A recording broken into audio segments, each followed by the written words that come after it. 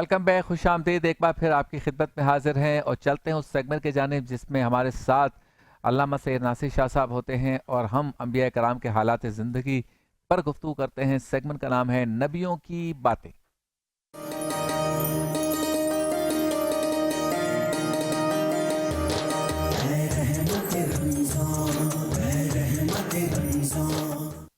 अस्सलाम वालेकुम, कैसे हैं आप? ठीक हैं? अच्छा, कल आपने जिक्र किया था काबिल कातिल है और हाबिल जिसका कत्ल हुआ, तो ये बात गुफ्तगू हमारी हो रही थी। कुछ थोड़ा सा आप आगे बढ़े थे, तो इसके आगे आप किस तरफ जाना चाहेंगे? अल्लाहुम्मा सल्ली अला सय्यिदिना व मौलाना मुहम्मद व बारिक वसल्लम। शबीर भाई, कल हम हाबिल और काबिल के बारे में गुफ्तगू कर रहे थे कि हाबिल हलाक हुए जी, और काबिल जो थे वो कातिल ठहरे। ठीक है। अच्छा, अब थोड़ी सी यहाँ पर एक समझने और सोचने की बात यह है कि ये दो भाइयों में आपस में जी कत्ल और हलाकत की वजह क्या बनी। जी वजह ये थी कि हज़रत आदम अलैहिस्सलातु वस्सलाम के यहाँ एक लड़का और एक लड़की की विलादत होती थी, सही। अम्मा हव्वा के यहाँ। अच्छा, उसके बाद जब विलादत होती थी फिर एक लड़का और लड़की की होती थी। तो होता ये था कि शुरू में जो लड़का लड़की की विलादत हुई है, बाद में आने वालों के साथ उनका निकाह हो जाता था। सही।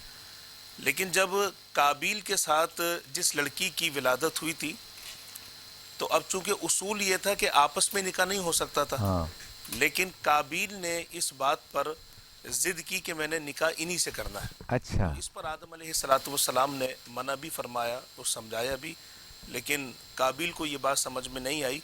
यहाँ तक कि फिर कुर्बानी के तौर पर नज़र पेश की गई, तो उसमें पहले ये होता था कि आसमान से कोई भी बिजली उस चीज़ को उचक लिया करती थी।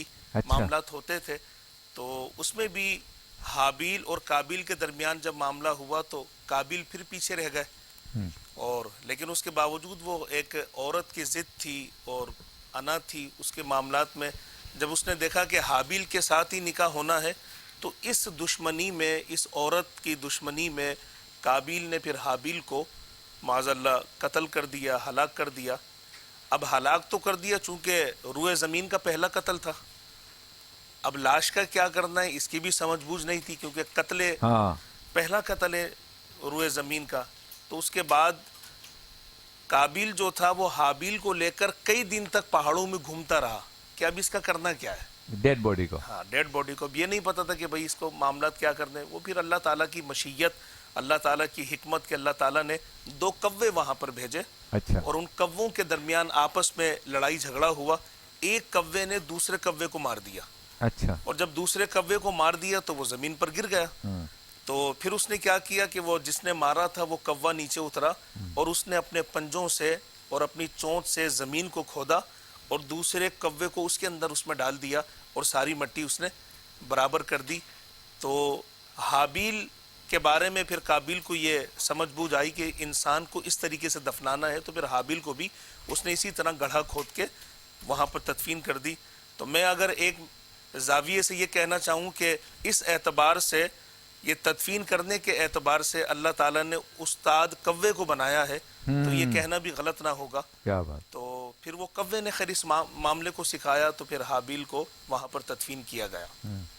ये मामला। अच्छा, ये बताएं कि इसके बाद जो अंबिया कराम का ज़ुहूर हुआ, वो किस तरह से हुआ, कितने सालों बाद हुआ, और अभी तो इंसान नया नया आया है रूए ज़मीन पर, इसकी क्या कहानी है?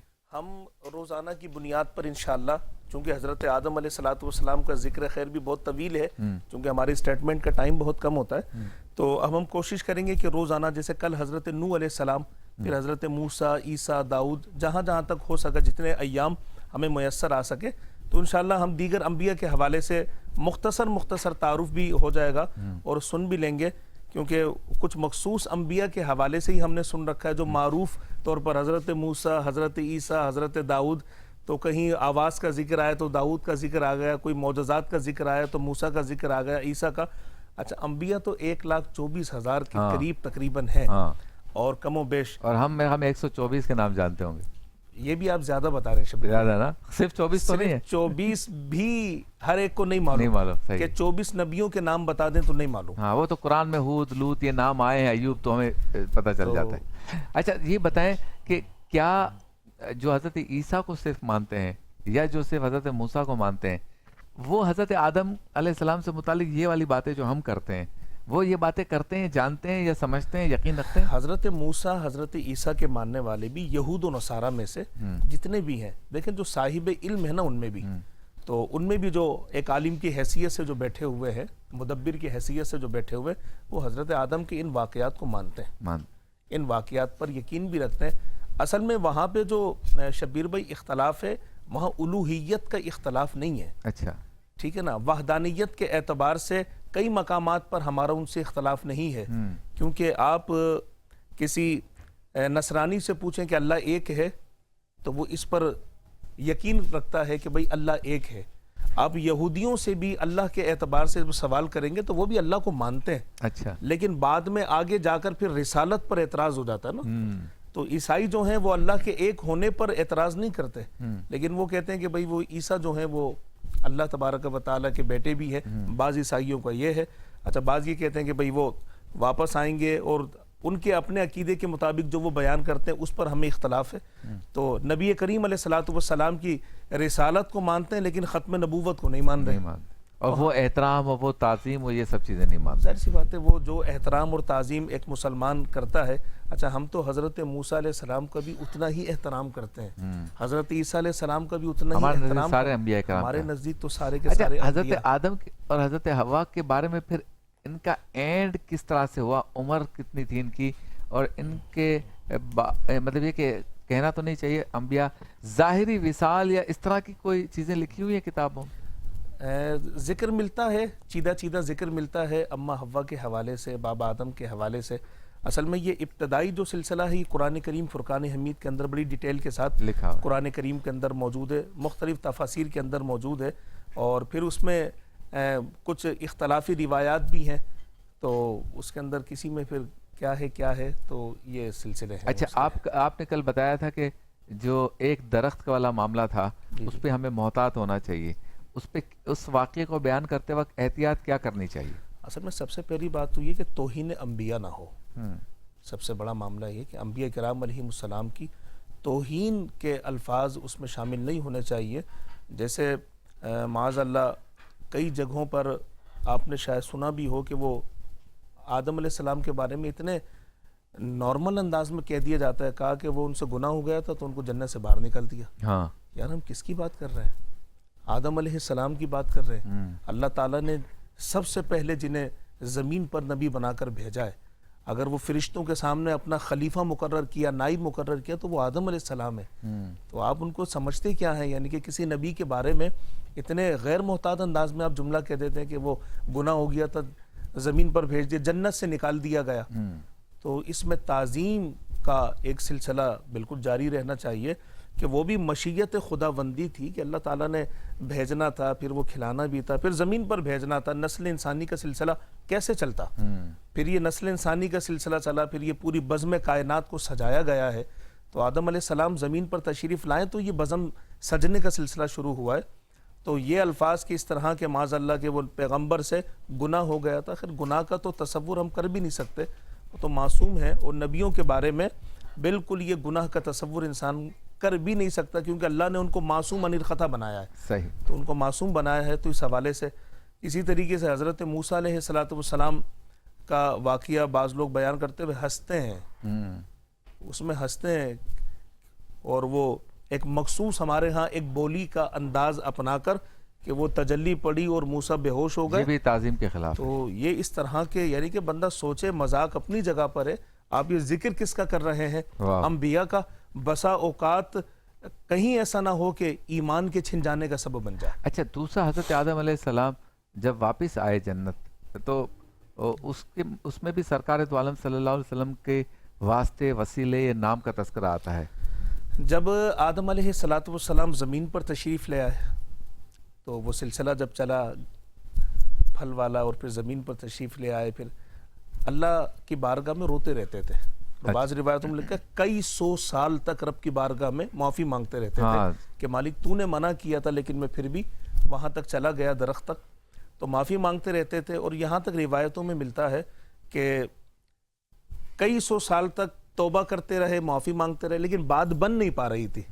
ایک دن حضرت آدم علیہ السلام نے صرف اتنا کہا تھا, کہا کہ مولا تجھے محمد کا واسطہ, لفظ محمد کا جب واسطہ رب کی بارگاہ میں پیش کیا تو اللہ تبارک و تعالی بس بات بن گئی, اور بات بھی بن گئی, اور رب کریم نے ارشاد فرمایا کہ آدم یہ نام تم نے کہاں سے سیکھا ہے؟ ابھی ہم نے محمد کو بھیجا نہیں ہے, لوگوں کے سامنے ظاہر بھی نہیں کیا ہے, اور زمین پر بھی نہیں بھیجا. تو آدم علیہ السلام نے عرض کی کہ کہا کہ مالک میں جب تک تیرے کرم سے تیری بنائی ہوئی جنت میں رہا, تو فرمایا کہ مالک میں جب بھی کہیں پر بھی جاتا تھا جنت کے, میں نے درختوں کے پتوں پر بھی جہاں تیرا نام دیکھا ہے وہاں محمد کا نام دیکھا ہے. تو میں سمجھ گیا کہ یہ برگزیدہ نبی ہیں. تو محمد عربی صلی اللہ علیہ وسلم کا وسیلہ تو آدم علیہ السلام نے بھی پیش کیا ہے, اور انہی کے نام سے جو توبہ کے معاملات تھے, جو ناراضگی کے معاملات تھے, وہ ختم ہوئے تھے. تو یہ نبی کریم علیہ السلام کی نسبتوں کا ایک تعلق ہے. اچھا, اسی کو یعنی وسیلے کو جو حضرت آدم علیہ السلام نے ایک طرح سے ذکر کیا, وسیلہ مانگا یا توسل کیا یا واسطہ دیا, اس کو ہم آج کی زندگی میں کیسے اپلائی کریں اور یہ کہیں کہ حضرت آدم علیہ السلام نے بھی تو اسی نام سے. شبیر بھائی, آج فی زمانہ جو لوگ یہ وسیلہ اور توسل کا اعتراض کرتے تھے نا, آپ یقین کریں وہ بھی سب مانتے ہیں. وہ بھی سب مانتے ہیں کہ وسیلہ کیا ہے اور وسیلہ کیوں ضروری ہے. تو یہ ایک, میں یہ کہوں گا کہ ایک ضدی بچے والی بات ہوتی ہے کہ وہ سب کچھ سمجھتے ہوئے ان چیزوں کو ماننا نہیں چاہ رہا ہوتا, کیونکہ وہ اپنی پرانی روش کو برقرار رکھتے ہوئے اس کو آگے بڑھنا ہوتا ہے. تو باقی یہ جو وسیلہ ہے یہ تو انبیاء سے ثابت ہے, انبیاء سے ثابت ہے, صحابہ سے ثابت ہے, دیگر انبیاء کے حواری جتنے بھی تھے ان سے ثابت ہے, اور قرآن و سنت سے ثابت ہے. تو یہ وسیلہ جو ہے, یہ توسل جو ہے, آپ اندازہ لگائیں آدم رب کی بارگاہ میں مصطفیٰ کے نام کو وسیلہ پیش کر رہے ہیں.